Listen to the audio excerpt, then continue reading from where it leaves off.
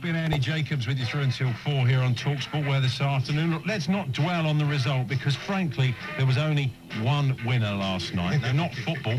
Mario Winans. I don't want to know. What do we make? Clear off and let us be number one. When that goal went in, he was in the stand, Mary. I saw him punching the air. He was. He ran on. He grabbed hold of Thierry Henry. He was singing with the French afterwards. Coming up over the next 3 hours, we're hammering a chest-high, bobbling back pass into the path of our French football expert, Xavier Rivoire. We'll also reflect on the game with, amongst others, squad number 9, Martin Kelner, looking at the TV side of things, the fans over in Portugal, and boxing promoter Frank Warren. Plus, the really big sports news of the weekend. Man finally beats horse. That captured my imagination. Me too. We'll also be looking for your Bell's Belter of the week, including your hard luck England messages for the Stars and unwanted interruptions during the big match. I wonder if it was a French horse. I hope it was. Yeah. There's all this, plus the birthday spread and the first of our football-themed Porto or Nortos. That's right. Gilo's back to read Pele's World Cup murder mystery. He's going to make a good job of it. Yes. And Bell's Gordon Bell, no relation, returns with whiskey galore. That's right. Good afternoon, everyone. Good afternoon, Andy. 16 minutes past 1, and I'm optimistic. You're not quite so optimistic, but honestly, as I said to the boys earlier on, that was pub football at 5 o'clock. We can't beat them. We should come home anyway. We'll be fine. I we'll agree be fine. with you. I know we could be, we should be, but to get over a defeat like that, it's hard. You know, that is a very difficult, draining defeat. They had it. Yes, they had the whole thing. Don't you think of what you've been hearing this morning? I mean, even Steven Gerrard, who's got, you know, a right to feel as bad as anybody for that terrible back pass. He'll never do anything like that in his career again. He's probably had the vapours all night, just trying to sleep. But even he's saying, I'll put it out of my system and I'll come. I actually think he'd be a better player in this team. I didn't think he had a great game last night. I mean, I know a lot of people saying he was prompting, he shut Zidane out, but I didn't think he had a particularly good game. I thought he was holding, so, you know, I thought England played really, really well. You know, they kept the ball. And, yeah. But what was Gerrard thinking of? You know, all through his career, all through his life, all his coaches would have said to him, Stephen, Rose, get into Rose. Why play a pass just like to that? put it... Who did he think was in goal? Rene Higuita? Yeah. What was he going to... Even if Henry wasn't there, what was he going to do with that ball? He was putting a ball into a danger, and how often have you seen... You know, he knows how quick... I don't know, look, he did it, and... Heskey's tackle on Makelele. If you're a Chelsea fan, you why bother? If you watch Makelele regularly, you could have let him through unchallenged. He wouldn't have scored. He wouldn't. Oh, dear. Anyway, we'll be fine. We've got to keep optimistic. We've got to keep up. And I'm sure anybody who sat for that game at 5 o'clock will feel we can do the business. We watched the game together, and you did do the classic football fans thing when Rooney got the ball just before he went that run on the penalty. He went, hold it up, Rooney, hold it! He went on a brilliant run. And then he went on a brilliant run, yeah. It was good fun. You had to bock it by saying, oh, yes, it will be at number 1. I did say I can't see him scoring 2 as well. I did everything I possibly could to bock it, and sadly that was the case. It was difficult, though, but it's very interesting. Clive tells these constant reminders to press your red button. I found really odd. Was there anyone in Britain who pressed their red button for trivia questions and information about the tournament during that game? Not many people. Not ideal, really. And we all love, don't we, and respect Sir Bob. Good luck in having a crack at that. Very shortly afterwards, there was pictures of Victoria Beckham. Well, no need for that. Good luck in having a crack at that. Very shortly afterwards, there was pictures of Victoria Beckham. Well, no need for that. I think it was off the back of a competition. It was very, very good of her to clap after Beck's missed a penalty. Either very supportive, or she thinks that's what's supposed to happen. Yeah. No, I don't know which one. You made a good point. Why's Peter Reid dressed like a waiter? He was. At one point, Peter Reid had the sort of short sleeve white shirt and black trousers at the game. This was at the 5 o'clock match, wasn't it? Yeah. And he was making a very sort of detailed point about the match, and I just said, you know, never mind that, Peter. Table 7 haven't got their chips. Get it sorted out. His dress went, let's go with the white nylon shirt and the black school trousers. Nice look. Anyway, we'll reflect on the games at the weekend. Yeah. Apart from the England match, Xavier Rivoire is going to join us in the studio. We'll get the French angle, and that we're going to hear from Sven at about 1:30. I'll tell you about CD UK. A lot of the listeners. Yeah, some nice emails about that as well. On the TV, and he had a heart attack in the middle. Oh, they were very impressed with your energetic performance. But a lot of opinions this morning with Lee and Superlou Macari, and also, of course, Alan and Mike.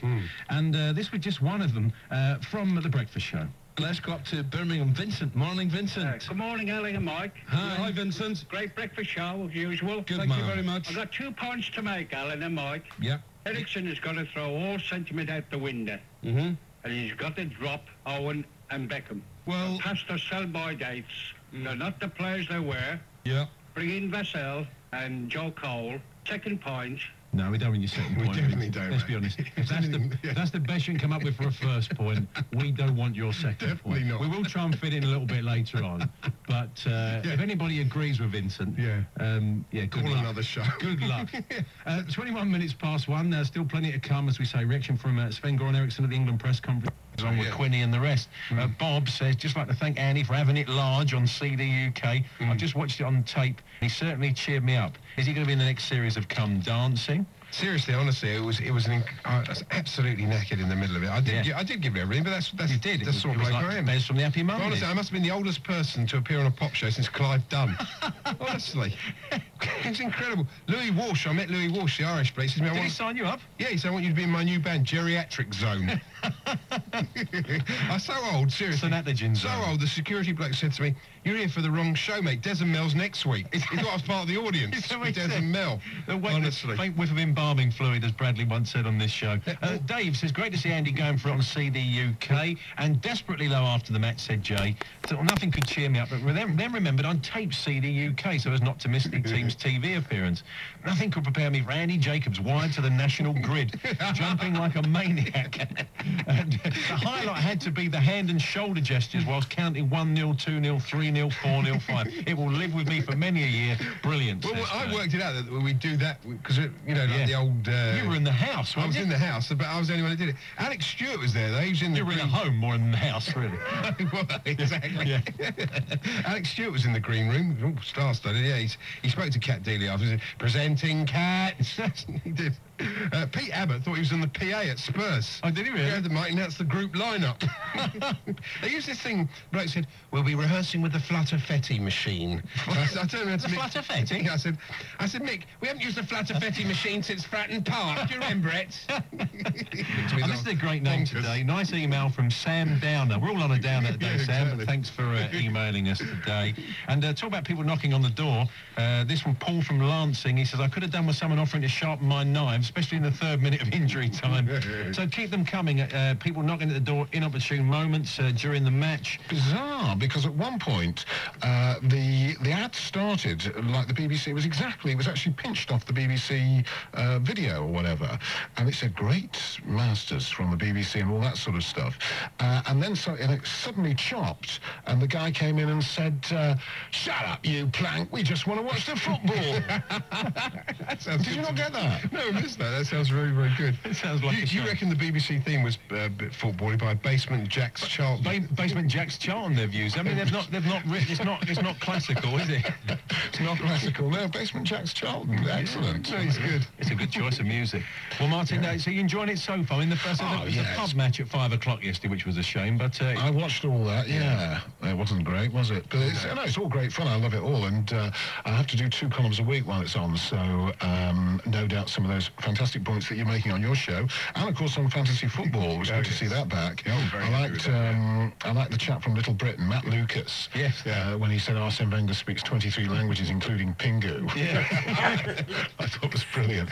So we I like plenty the of Osborne columns for to... myself. I'm a very big fan of the Osborne. Roger Osborne. Roger Osborne. Roger Osborne, yes. Town FA Cup hero in his own reality TV show. And we'll be on, if just one for your diary, we'll be on Top of the Pops this week. Yeah, Martin, we're I've on. already appeared on CD UK. You may have heard me talking I about it. heard you talking about it, yeah. Well, you see, if I'd known, I would have watched that and lampooned it mercilessly in this morning's Guardian. But now you're on Top of the Pop. When does Top of the Pops go out? Friday night. Friday. We are getting legal with the broadcaster, though, so don't hold your breath.